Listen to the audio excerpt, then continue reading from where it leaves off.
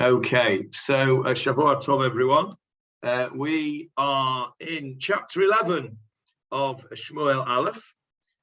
We did the first two psukim last week, and we read, let's get it on the screen straight away.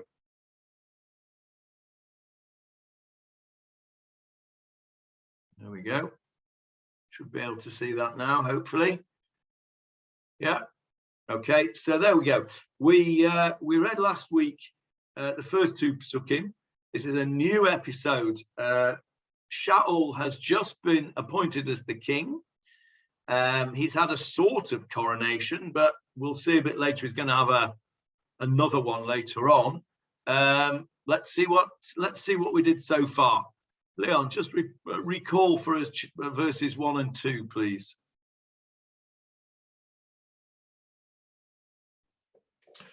Then Nachash the Ammonite went up and besieged Yabesh Gilead. And all the people of Yabesh said to Nachash, "Seal a covenant with us, and we will serve you." But Nachash the Ammonite replied to them, "On this condition, I will seal a covenant with you. When each right eye of yours is put out, it will be a sign of shame for all of Israel." Okay, so we spent the shiur last week going through those two psukim, talking about the gouging out of the eye as a sign of shame. We spoke about Shimshon.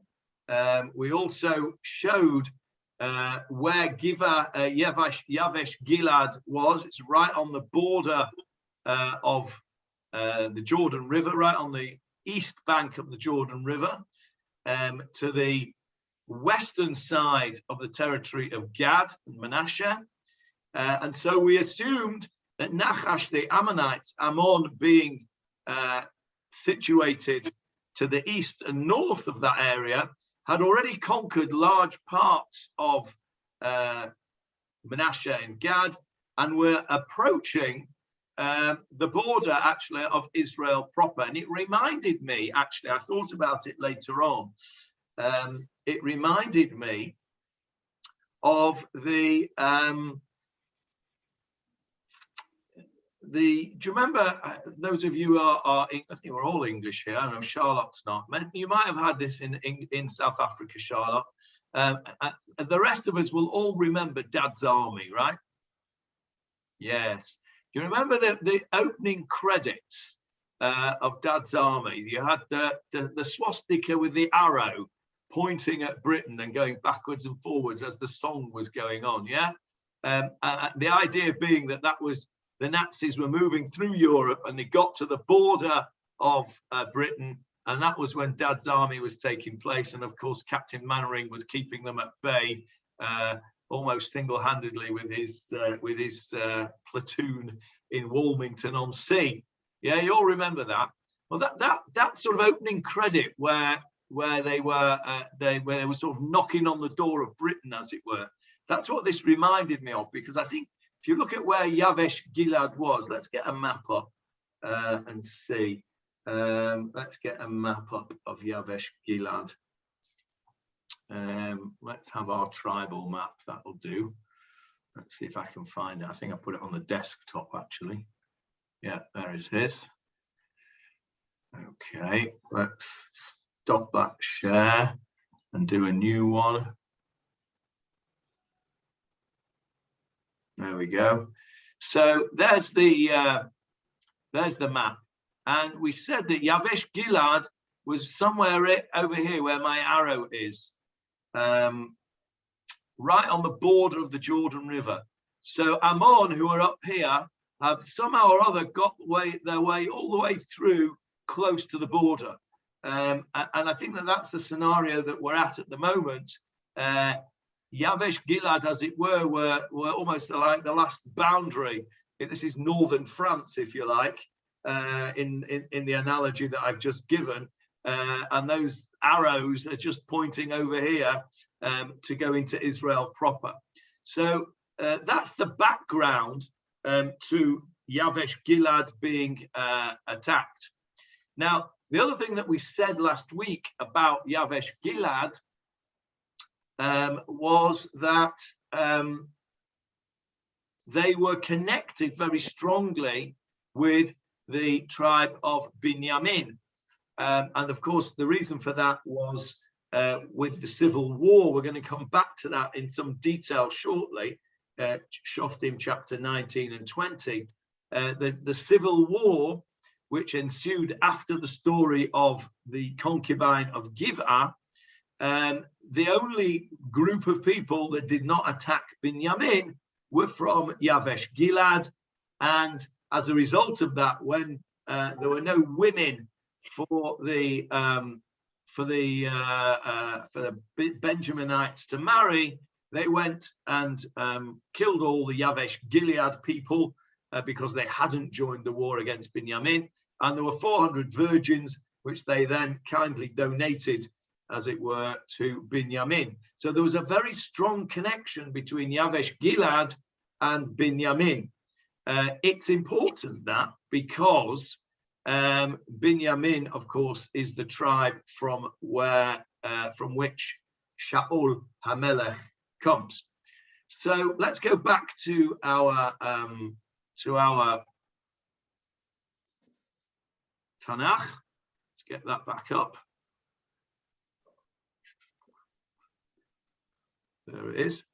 Okay, so that's where we're up to. They come along, the Ammonites, who are obviously the superpower of the day, in this area anyway, local superpower, and they say, we're going to defeat you. And the Yavesh Gileadites said, okay, we realize that, make a treaty with us, and we'll serve you. You don't need to go to war. We surrender straight away without actually fighting.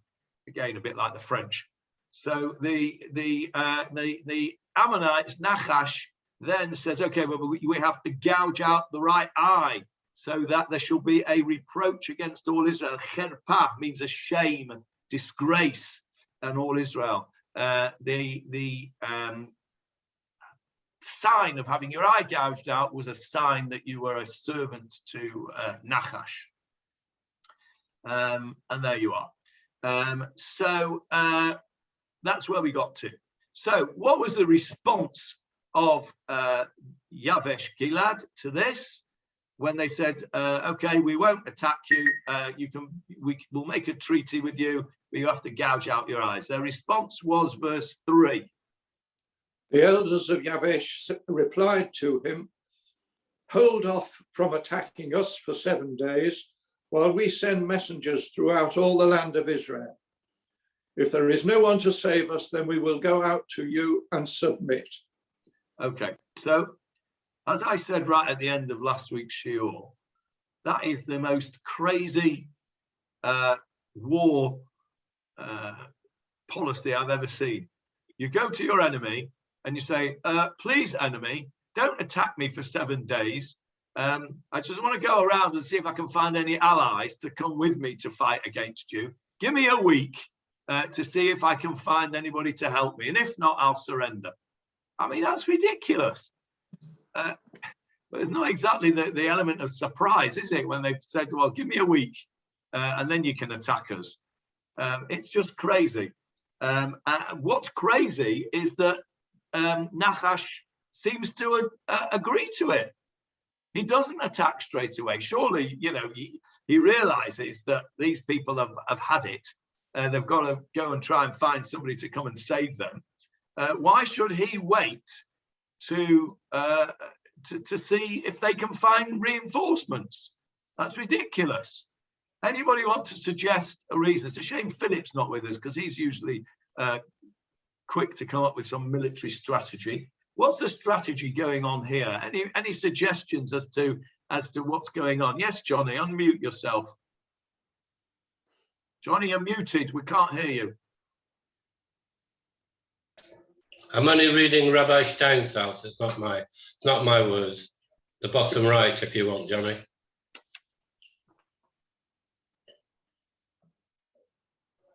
Go on. Wars in those days were ceremonial, stylized affairs, It was accepted practice to prearrange the time, the place, and participants of a battle. Perhaps Nachash also felt that this respite was in his interests, as he wanted others to come and join the fray from west of the Jordan, since in his anticipated triumph, he would then be able to take over the lands as well. Okay, so that's, I think, that's very interesting, isn't it? So let's take the first bit of that. Wars in those days were ceremonial, stylized affairs. Who can think of a ceremonial, stylized war, probably the most famous one in Tanakh, which was exactly that. It was a ceremonial, stylized war between two sides, winner takes all. The most famous battle in Tanakh. Paul, you're muted. I think I read your... David and Goliath. Yes, David and Goliath, exactly. Those of you who have been to Tel Ezekah, that's where it is. Tel Ezekah, not Azekah, that's alarm. Tel Ezekah, I think it's called, is the site of the Battle of David and Goliath in the valley.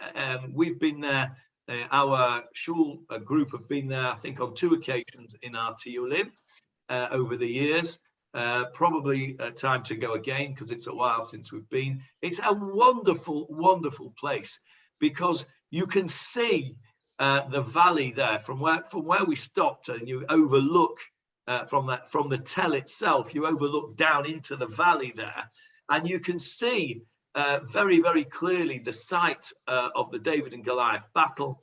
You can see the side that we look from is the side where the Israelites were, and over the valley on the other side, you can imagine the Plishtim there, the Philistines amassed. And then in the valley itself is where the battle took place. And this was very much a stylized ceremonial battle. I'm not sure that is what they are suggesting here. They're not suggesting a one-on-one, as in David and Goliath, but according to Rav Steinsaltz, at least, this is they're fixing the date of the battle, and then everyone can get all their sort of troops in order, as it were. But I think the second part of Rav Steinsaltz's explanation is much more attractive to me, and that is that Nachash, the king of Ammon, is clearly imperialistic in his desires. He's not just wanting to get his land back that the Israelites took in the time of Moshe, that area to the northeast of the Jordan River, north and east of Jordan River. What they're obviously wanting to do is to expand their own empire now, because they're in a position of strength, over the Jordan River to the west side of the Jordan River into what I will call Israel proper. And in order and obviously Nachash is very confident that he's going to be able to do that. So he says, that's fine. You can bring whoever you want because I'm going to beat them anyway. And once I've done that, it'll save me the bother of having to actually go in there and fight on the other side of the Jordan, because I'll have whooped you all on this side of the Jordan, and I'll basically be able to walk right in and take over. So clearly, the sentence that he writes here that says, perhaps Nachash also felt that this respite was in his interests, as he wanted others to come and join the fray from west of the Jordan, since in his anticipated triumph, he will be able to take over their land as well. I think that's a very attractive explanation as to why Nachash would agree to what, on the face of it, in today's tactics, would be a very strange request. That's what Steinsaltz says, and this is I think probably based on the Ralbag. The Ralbag mentions we've come across the Ralbag before, by the way. Does anybody know when we came across the Ralbag? I'll give you a clue. He was a French medieval astrologist. When did we mention the Ralbag? Anybody remember? When Joseph said that the family would bow down to him, and the stars and the moon would bow down to him. That was a good guess, Leon, because of the astrology, but it's not correct. Yeah. But it was a good guess. Now, we spoke about the Ralbag in some detail. Huh? In Sanhedrin, did we discuss it? No, we discussed it in Sefer Yehoshua. Yeah. Shemesh begivon dom, when the sun stood still in Givon, when the sun stood still for Joshua to finish the battle. We spoke about the Ralbag in some detail because the Ralbag gave a very, very, in my eyes, a wonderful explanation, and that was that this did not really happen, that this was a prayer. And if you remember what the Ralbag said, was that it couldn't have been true because the sun would not have been in Givon. It was the moon would have been in Givon at that time because they were on the other side when they did the battle. And so the Ralbag there brought his astronomical knowledge. It probably was astronomical, but astrological knowledge to bear in the story of Yehoshua and the sun standing still. Anyway, the Ralbag says here on this bit that Nachash's objective from the very beginning was an all-out war against Israel, and therefore he agreed to this proposal because it was his intention to fight against Israel and to take their land if he can. Now, that was, I think, Rav Steinsaltz obviously basing his view on the Ralbag. The Metzudat David, in contrast, understands that the proposal put forward by the people of Yavesh Gilad appealed to Nachash because of his desire to humiliate Israel. It wasn't that he necessarily wanted to take over their land, although that probably would have happened as well. He wanted to humiliate the whole of Israel. And if Yavesh Gilad brought reinforcements from Israel proper and Nachash defeated them, that would be an even bigger humiliation than had already taken place. That was the Metzudat David. And there's another consideration, though. And the other consideration is this. Why would it be that we're told this story, particularly about Yavesh Gilad, when presumably Nachash has already attacked areas to the east and he's come to Yavesh Gilad? And I think the answer to that is it lies in the relationship between Yavesh Gilad and the rest of Israel, which was probably very poor. Now, why do I say that the connection between Yavesh Gilad and Israel is very poor? So much so that it's likely that the people of Israel would not come to the aid of Yavesh Gilad. Why do I say that? You've already actually said that, because we're with the prostitute and Benjamin and the war with all the other tribes of Israel, and the fact that they didn't support the war. Absolutely. So if you're Israel or you're the tribes of Israel, and Yavesh Gilad come to you and say, "I'm being attacked, come and help me," what's your response going to be?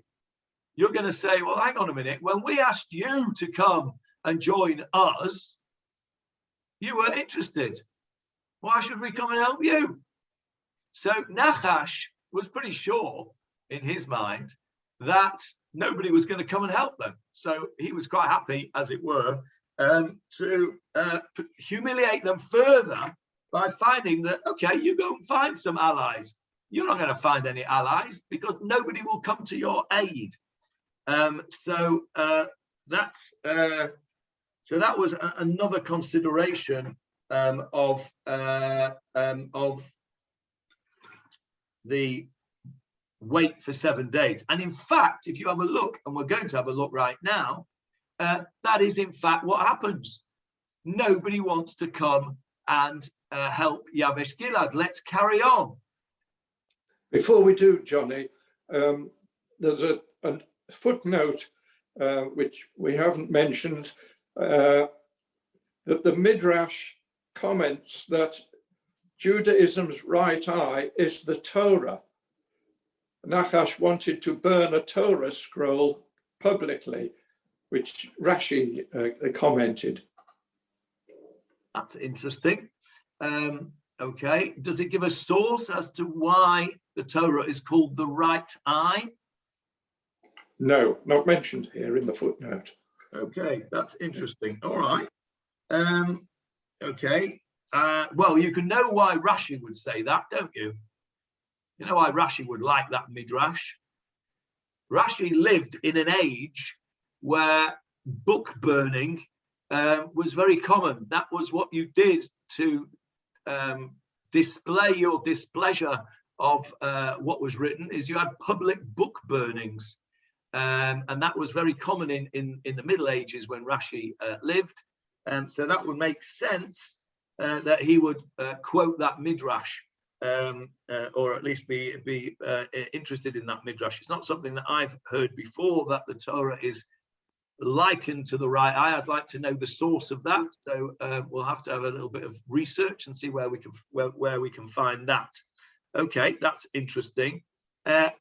Simple pshat, of course, is that this is a physical gouging out of the eye, and that's what we're talking about. Okay, verse 4.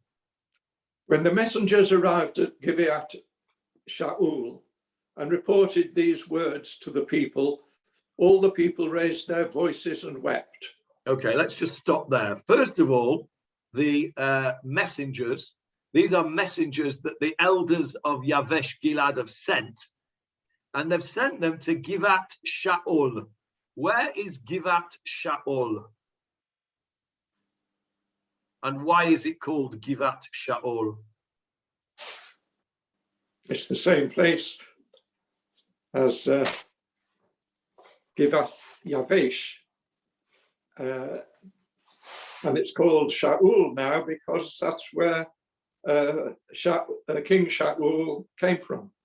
Right. So again, this is another example, isn't it, of the Tanakh using a name which became the name later on. It wouldn't have been called Givat Shaul right now at this point, because Shaul's a nobody at this point. It's called Givat Shaul later on because after Shaul becomes king, then this is his sort of hometown, as it were. Then it gets known as Givat Shaul. It's a bit like, I remember when I went to Soviet Russia in 1981, I visited Leningrad, which of course previously was called St. Petersburg. Then it became Leningrad, and then it went back to being called St. Petersburg, which I think it's still called to today. I think it is still St. Petersburg. But when I went there, it was Leningrad. Now, if you were writing Soviet history and you were referring to the city prior to the October Revolution, you may still refer it to the city as Leningrad, even though at the time that you're referring it was St. Petersburg. And that's what's going on here. The messengers came to the place which later on became known as Givat Shaul. It wasn't Givat Shaul at the time, it was Giv'ah. It was a name, that was the name of the place, Giv'ah. We are able to show you, I am able to show you on the map where it is, because modern archaeology has pretty clearly identified this as a place called Tel Al-Ful, which means the hill of beans, actually. There it is on the map. I'll just home in a little bit. It's the red blob. And as you can see, it is very close, or actually within the area of Pisgat Ze'ev, which is in northeast. That is in northeast Jerusalem. If I go out a bit, you can see there's Jerusalem. There is north and east. That is at Giv'ah, or now Givat Shaul. And just to get your bearings, you won't be able to see it. There is the old city where my thingy is. There we go, Western Wall. And over here is Ramat Eshkol, the current Ramat Eshkol. There's the American colony. And here is Pisgat Ze'ev. One of my children was in yeshiva in Pisgat Ze'ev, a yeshiva called Beis Yisrael. And that was very, very close to biblical Givat Shaul. This is called Tel Al-Ful. Now, let's just come out a bit and you'll be able to see the kind of distance we're talking about. There is the Jordan River. There's the Jordan River. We know, don't we, that Yavesh Gilad was on this side of the Jordan River, and it was around about somewhere around about here, I think. Last week I had a map showing the two, the travel distance between the two, but I couldn't find it this morning. But it's around about here. So he's gone all the way to Givat Shaul to ask for reinforcements for two reasons. Why do you think he went to give he sent messages to Givat Shaul over here, as opposed to anybody a bit closer? Over here, let's just get our map up again. That's because it's the tribe of Benjamin, the only who they support or didn't fight against. Yeah, that's right, Michael. The only people that they are likely to get any help from are. Oh, I've lost it now. Hang on. Let me just get that map back up.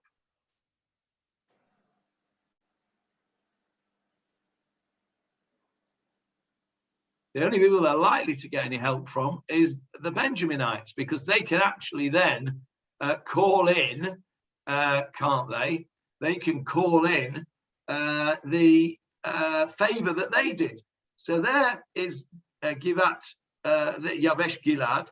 They go all the way down to the territory of Benjamin to Givat Shaul to ask for help. So that's reason number one why they went. And it's a long distance from Yavesh Gilad to Givat Shaul. So they go there because they're calling in a favor.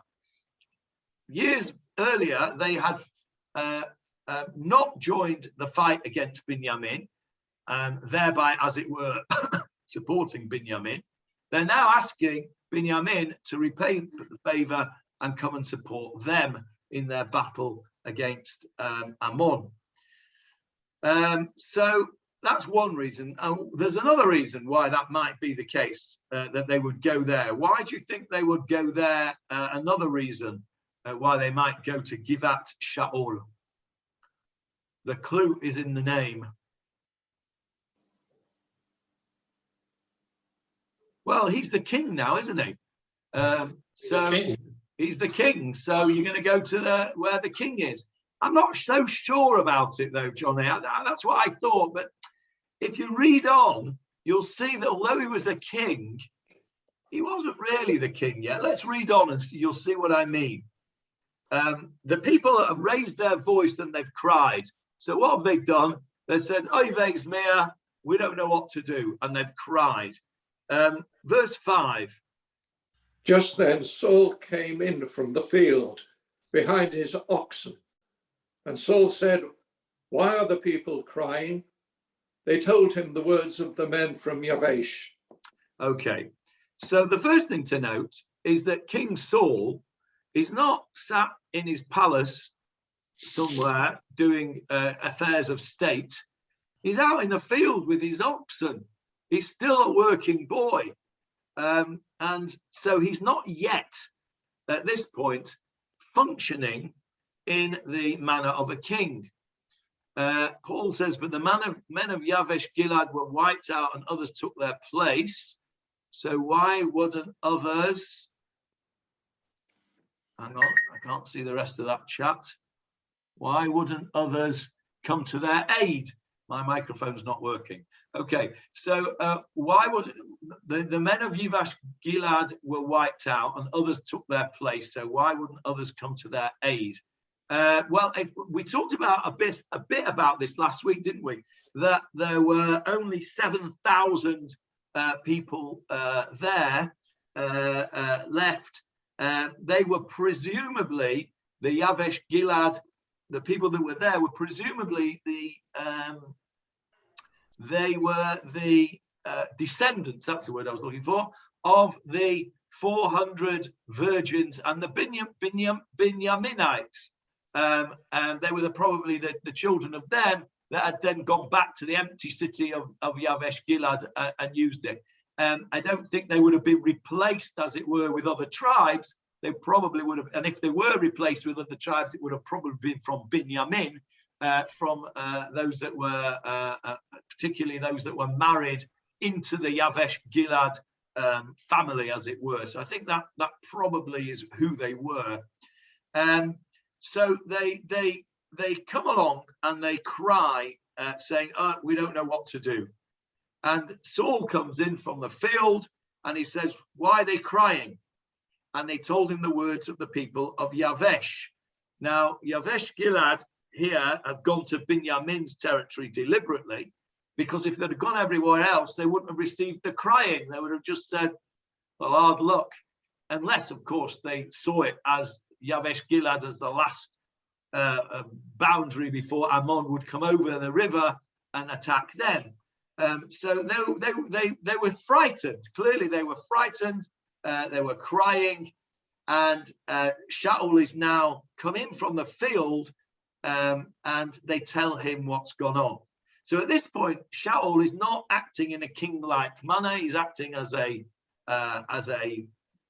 farm worker coming in behind his oxen from the field. But then we see those famous words, don't we, that we saw in a previous chapter regarding Shaul, and that we saw on a number of occasions with Shmuel, and before that, a number of occasions with Shimshon. And that is the Spirit of God resting upon a person. Verse 6. The Spirit of God passed over Saul when he heard these things, and he became very angry. Let's just stop there. Vatitzlach ruach Elohim al Shaul. This is the same wording that we see with Shimshon when he gets angry, and we know what happened with Shimshon when he got angry. You know, again, I've said this a few times, but I can't help repeating it because it's just such a strong vision in my head. I see this, you know, green mist descending and the incredible Hulk coming out of his shirt and becoming really very strong and powerful. And that's this Spirit of God passing over Shimshon at that time. And here again, something happens to Shaul and he becomes really angry. Anger seems to be something which is connected here with the Spirit of God at this point. Previously, if we have a look at the previous chapter, let's just go back to chapter 10. And we see that this, here we go, verse 6 of chapter 10, Leon. The Spirit of Hashem will then pass over you, and you will prophesy with them, and you will be transformed into another person. So here, this is Shmuel speaking to Shaul, and he predicts that the Spirit of Hashem will pass over him, and he'll become a different person. He doesn't mention that he's going to get angry. He says he's going to prophesy. And we spoke about this in some detail a couple of weeks ago, about this sort of ecstasia, this ecstasy that was required or part of the prophecy thing. And it's the Spirit of the Lord, the same expression, V'tzalcha alecha ruach Hashem. This is what happened, in fact. Verse 10 and 11. They arrived there at the hill, and behold, a band of prophets was opposite him. The Spirit of God passed over him, and he prophesied among them. All those who had known him from yesterday and before then saw that, behold, he was prophesying along with the prophets. And they said to one another, what is this that has happened to the son of Kish? Is Saul also among the prophets? So here again, we see that it actually happened that the Spirit of God passed upon him and he became a prophet. The people noticed that he was a completely different person. Just as a by the way, look at the verse 10 in the Hebrew. Vayavohu sham hagiv'ata, to Giv'ah. Where is that? Which Giv'ah? Giv'ah means a hill. Which hill did he come to? Have a guess.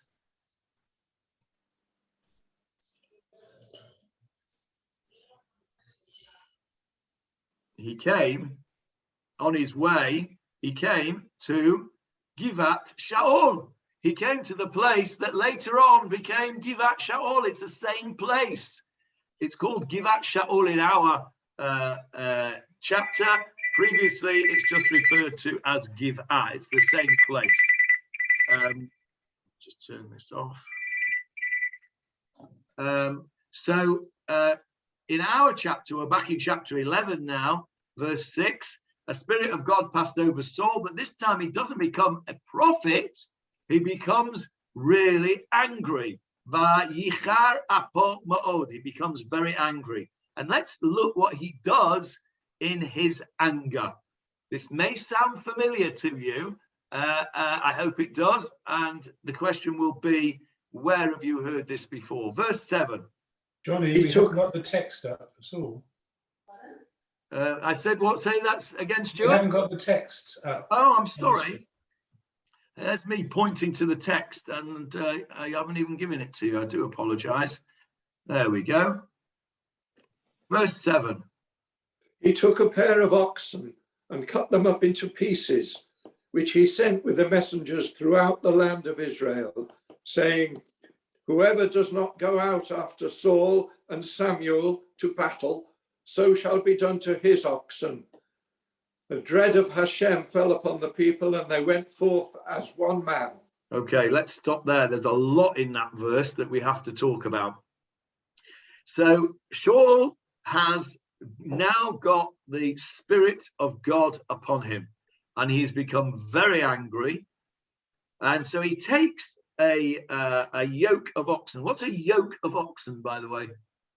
English scholars, what's a yoke of oxen? They're bound together in front of the flag. That's right, two, correct. You're both right. It's two oxen which are bound together by a yoke. And the Hebrew words are interesting. Vayikach semed bakar. Semed bakar, that word semed. What does any modern Hebrew words come to mind with that? Close, samud. Samud, close. That's right. Something is samud. It's close. What about you, Avril? Do you know a word like that? What's a bracelet in Hebrew? Samid. Thank you very much, David. Samid is a bracelet. Why is it a bracelet? Because it's close to your wrist. It's close on. So that's the word semed. Semed bakar means a pair of oxen which are braced together with a yoke. By the way, I just used another word for two in English. A brace is two for the same reason, by the way. A brace of oxen. Anyway, so he took a yoke or a brace of oxen and he cut them into pieces and he sent them through the entire border of Israel. Does that sound familiar to you? That behavior of cutting things up and sending it into throughout Israel via Doha Yisrael. It would have gone off by the time it got there, probably, if you'd have sent it that way. Yes, we're back to give that at the prostitute again. Yes, yes, yes. Let's go now to Shoftim, there we go, Shoftim, chapter 20. And I've highlighted the verse, and again, it's verse 6. Chapter 20 of verse 6. Over here, this is the man. Well, let's go from verse 4, actually. Leon, please. The Levite man, the husband of the murdered woman, answered and said, I arrived with my concubine at Gibeah of Benjamin to spend the night. The inhabitants of Gibeah rose up against me and surrounded the house against me at night. They proposed to kill me, and they tormented my concubine so that she died. I took hold of my concubine and cut her apart and sent her body throughout all the territory of the heritage of Israel, for they had done an indecent and disgusting thing in Israel. Okay, so that's exactly what our Levi did, our Levite, who was the husband of the murdered woman, of the concubine. But let's just go to verse 4 for a second. Where did all this take place? What's it called, this story in Hebrew? Pilegesh Begiv'ah. Correct. We heard you from here, Paul, even without the microphone. Pilegesh Begiv'ah. This whole story took place in Giv'ah. Which Giv'ah? The Giv'ah that became later on Givat Shaul. It's all taking place in this same geographical area. This is the center of the Israelite world at this time. Givat Shaul, as it later became known. Here it's known as Giv'ah, Pilegesh Begiv'ah. So this is where this whole story took place. But then what he did was he chopped her up and sent her through the territory of Israel. And what was the response to that? Let's carry on. Verse 7 and 8. Here you all are, O children of Israel. Produce a decision and counsel right here. All the people arose as one man, saying, no man will go to his tent, and no man will turn away to his house. Okay, now let's just whiz back to our, let me get rid of this thing. Let me whiz back to our chapter 11, verse 7 again. He took a pair of oxen and cut them into pieces, which he sent with the messengers throughout the land of Israel, saying, whoever does not go out after Saul and Samuel to battle, so shall be done to his oxen. A dread of Hashem fell upon the people, and they went forth as one man. They went forth as one man. Shoftim, over here, no man will go to his tent, and no man will turn to his house. In other words, they went as one man. The same idea. So it seems that if you want to mobilize the country in battle, what you have to do is chop something up and send it round with messengers. That seems to be the method of showing that this is a really serious situation. There's a lot of there is a lot of let's turn this on to silent now. Wait a sec, getting on my nerves.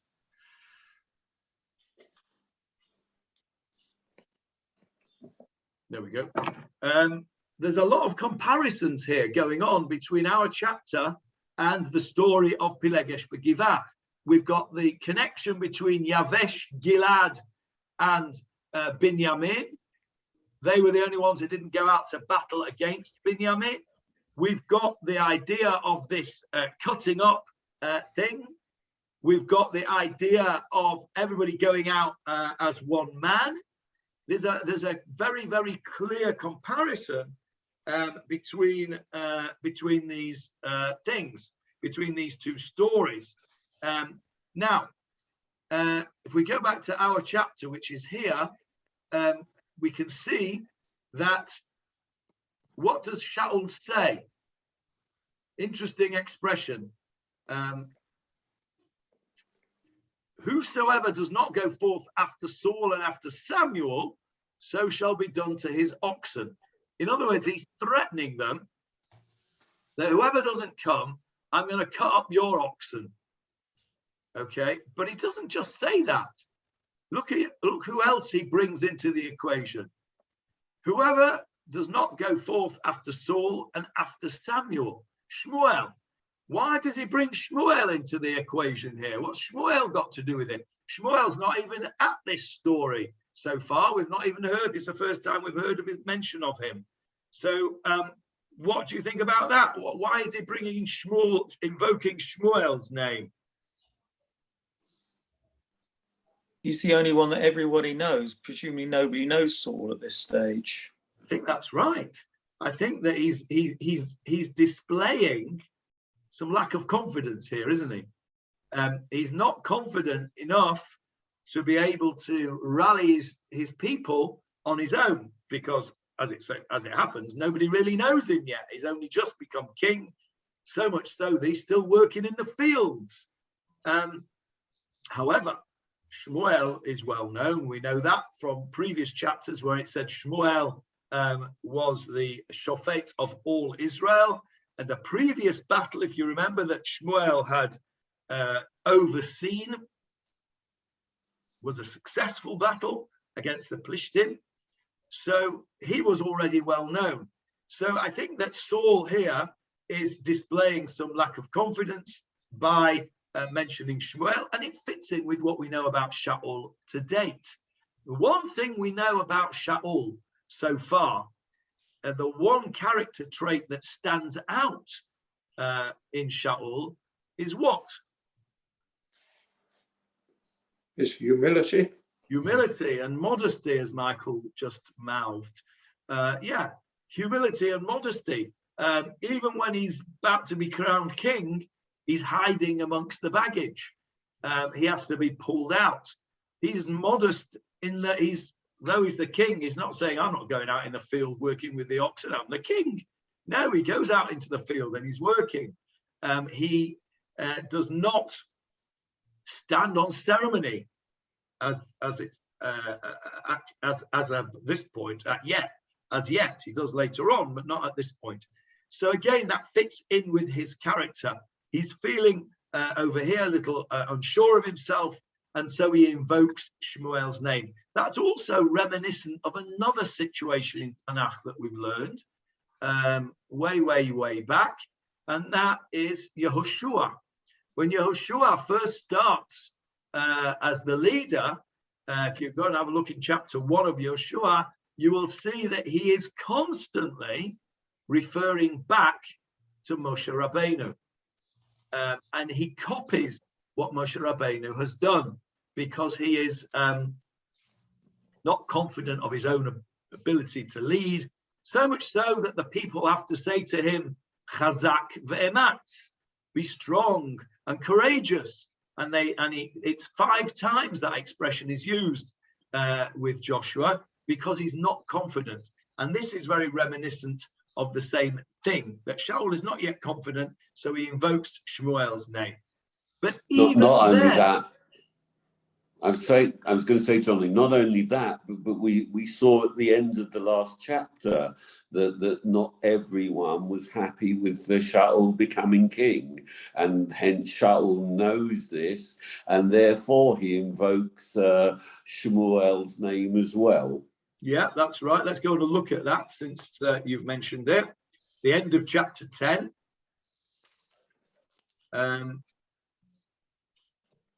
Verse 26. Saul too went to his home to Gibeah, and with him went all the army of those whose heart was inspired by fear of God. But base men said, how can this person save us? They ridiculed him and did not bring him a tribute, but he remained mute. There we go. So there's 3 things we can see from that. First of all, it's a further confirmation that Giv'ah is the same as Givat Shaul, because it's mentioned here that Shaul went to his house. Secondly, that what David has just said, that not everybody accepted Shaul. These B'nai Belial, these base men or unscrupulous men said, how will this one save us? And they despised him. And thirdly, we see that he is modest because he was as one who kept his peace. He remained silent, kemacharish, like we said a couple of weeks ago, like somebody who is deaf and can't speak. So, yes, thank you for that, David. So he invokes Shmuel, but even that's not good enough to get the people going. Look again at verse 7, the end of verse 7, Leon. A dread of Hashem fell upon the people, and they went forth as one man. So it was only after the Pachad Hashem, Vayipol Pachad Hashem, the fear of Hashem fell upon them, that they went out. Even invoking Shmuel's name was not sufficient to get the people to go out and save Yavesh Gilad. Why not? Well, for the reasons that we've already said. Yavesh Gilad was not very popular amongst the whole of Israel. It might have been popular in Binyamin, but which is where Giv'ah was.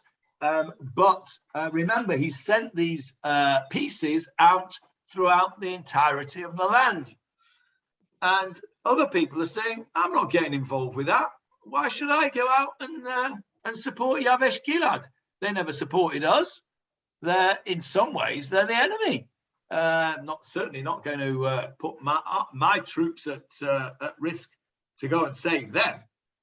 Even on the basis that Shmuel is involved. No, sorry, I'm not having it. And then the fear of Hashem fell upon the people. It was necessary, as it were, to play the trump card, and then it becomes, they have no choice. Hashem says you've got to do it. The fear of God falls upon them, and they then go out as one man. So we can see here that the tensions that are going on.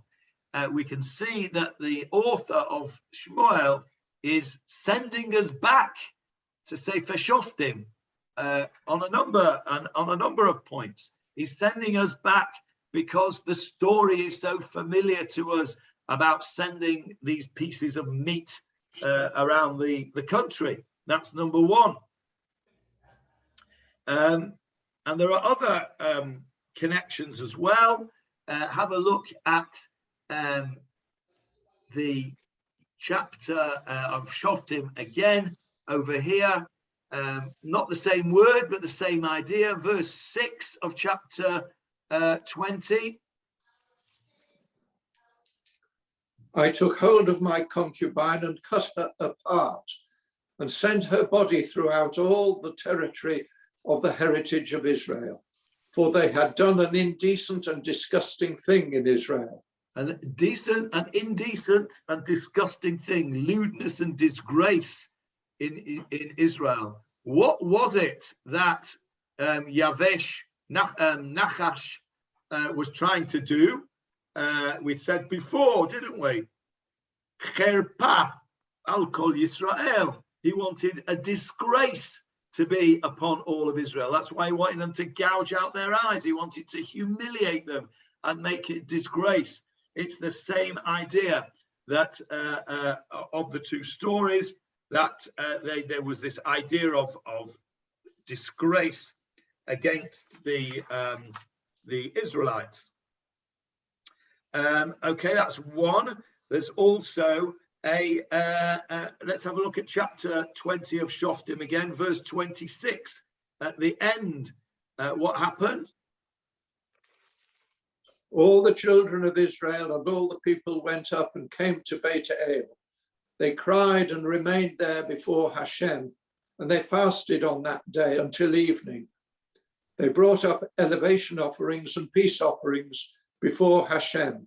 Okay, so the Bnei Israel come up to Beit El, and what happens is that they start crying, Vayivku, and they start crying. What happens in our stage story? They come to Givat Shaul. Where is it? Here. The messengers came to Givat Shaul, and they raised their voice and they cried. So it's again another comparison between the two stories. You've got the same idea. We also already said that they came out as one man. In Shoftim, we use the same expression in chapter 20, verse, here we go, there we go, verse 8, no man will go to his tent and no man will turn to his house. And in our chapter here, it's they came out as one man. So there's a lot of comparisons here to these two stories. That's what's going on at this time. That's why the Tanakh is going into detail here. Let's move on to verse 8. Johnny, wouldn't have all this taken more than 7 days? Schlepping all over the countries by horse and cart.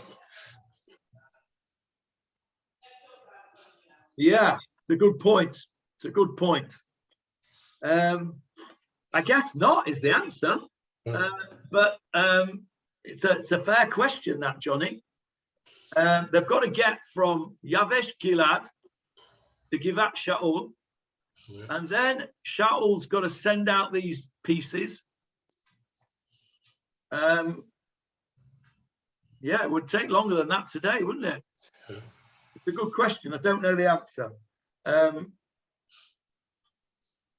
Don't know. Okay, let's carry on. It's a good question. Anybody got any suggestions? I think you're right, John. It would have taken longer, but maybe it's poetic license. I don't know. But let's go on in the absence of an obvious answer to that. He counted them at Bezek, and the children of Israel were 300,000, and the men of Judah 30,000. They said to the messengers who had come, "So shall you tell the people of Yavesh Gilead, tomorrow there will be a salvation for you by the time the sun gets hot." The messengers came and told the people of Yavesh, and they rejoiced. So the people of Yavesh said to Nachash, "Tomorrow we will go forth to you, and you may do to us whatever seems good in your eyes." Okay, let's just stop there. So the people have gathered. He counts them in Bezek. Not sure where Bezek is, but presumably it's somewhere in the area, because this is where the battle's taking place. And so they said to the messengers who'd come, "Right, send this message back to Yavesh Gilad. We're on the way. The cavalry's coming. Okay, by the time it's midday tomorrow, we will be there to save you." And they were very happy. And look what they said. Verse 10 again, Leon, please. So the people of Yavesh said to Nachash, "Tomorrow we will go forth to you, and you may do to us whatever seems good in your eyes." Okay, just remember that. Whatever is good in your eyes. Does that sound familiar to you, that expression? Yes. Yes, it does, doesn't it? Go on, Leon, it's on the tip of your tongue. Yes, it is.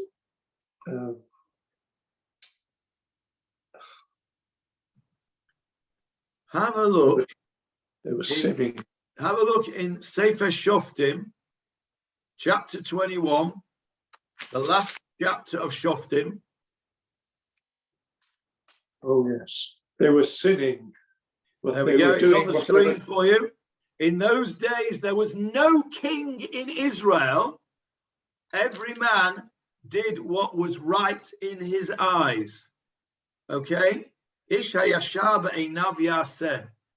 Every man did what was right in his eyes. And that was a castigation of the scenario that was going on at the time. We now have a situation And the people of Yavesh are really happy that the people have all come together and they've said, V'asitem lanu kechol hatov beinechem. They're using that expression. And you'll see that when we go on next week, this sort of closes the circle from the end of Shoftim to the beginning of the reign of Saul, which really begins in this battle. So we have a scenario whereby what we said was that Shmuel was the link between anarchy and monarchy, and we are now bridging that anarchy of the end of Shoftim, where everybody did whatever they wanted, to monarchy, where this is basically monarchy. Yavesh Gilad are basically saying, we will be your subjects, do whatever is good to you in your eyes. And they're talking basically to Shaul's messengers. So we'll stop there because I didn't even notice the time. We've gone over. We are now beginning to see Shaul acting as a king, and then next week we'll see the results of his efforts. Can I ask a question? Yes. Why did they mention the 30,000 men of Judah separately to the 300,000 of Israel? Okay, we'll answer that next week. It's a good question. Basically, Yehuda were the closest people to Binyamin. If you look at our famous map, you'll see that Binyamin and Yehuda border each other, and Yehuda were said to be the best soldiers. So they were like, the elite troops. But there's a couple of other things as well, but we'll go through that in some detail because we'll come to it next week. Thank you. Any other questions? I just have one point, Johnny. You asked me last week to find out whether the Egyptians were resentful that the Jewish people keep complaining about the Egyptians' behavior when the Israelites went out from Egypt. I'm afraid that I failed to find the answer to the question, apart from the fact that most people other than the Jewish people doubt whether those things even happened. And I couldn't find from Google whether a modern survey had been taken, and so virtually that's a failure. The only other thing that I thought might be able to give the answer was a professor, say at a university, something like that. But this morning I was lying in bed and I thought, oh, there is another way of finding out. Maybe the embassy in Tel Aviv, the Egyptian embassy, might be able to give us the answer. So I phoned them. Oh, excellent. Go on. I phoned them this morning. After a long wait before the phone was answered, they said, we don't open till 11 o'clock. So I still don't have the answer. Well, I told them I'll phone later. We will wait with bated breath next week to the answer to that, to find out what the Egyptian embassy says. Johnny's showing us a map. 1 second, Johnny, to see what where Bezek is. That's all. What is it? Telling you where Bezek is. Oh, thank you. Where is it? Let's have a look. Let me just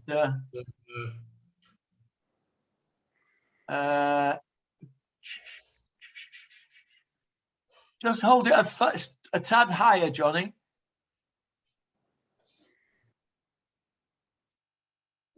Trying to get my bearings there. It's northwest of Safwan. Northwest of? Safwan, on the west of the River Jordan. Where's the Jordan? I'm just struggling to see the Jordan. Where's it now? No, it's gone now. Let's see if I can get it up on here. Bezek. I just called Bezek up and it came straight up. Bezek.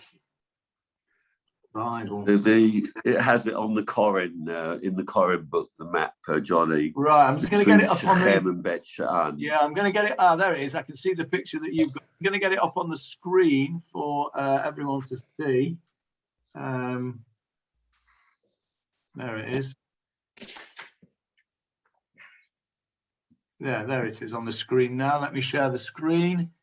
Share screen. There it is. There's the Jordan River. There's Yavesh Gilad. See? Yeah. There's Yavesh Gilad. There's Bezek. Makes perfect sense that he gathered them at Gilad, Bezek, because it's the closest place really across the Jordan to Yavesh Gilad. So it was quite high up, so they could see over the whole territory. Excellent. So there's Gilgal. Right, now I know where we are. There's Shechem.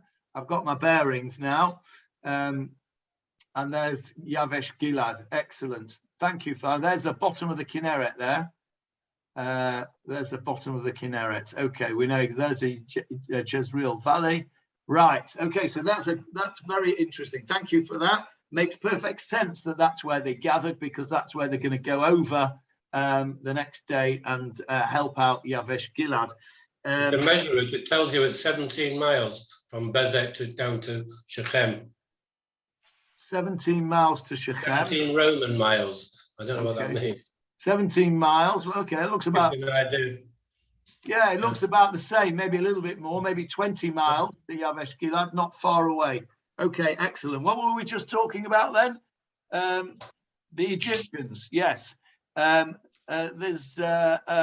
hear from Leon next week what the Egyptian embassy says about us having to go at Egypt every year for being slave masters, cancel culture and all that. I reckon there's a PhD in it for you, Leon, if you really work hard on this. Excellent. Direct from Cairo, Leon. Yeah, Leon. Yes, David. Yeah, I've got the answer to the question Leon raised at the beginning of this year, that Midrash. It's brought down by both Rashi and Radak. First of all, both of them give the Pshat first, that it is literally speaking the right eye, but then they explain that the Midrash, being the right side, was the right side, meaning this was the right hand that the Torah was given from, and we'll see where they derive that from in a second. What was written in that Torah? Lo yavo amoni u'moavi b'kal Hashem.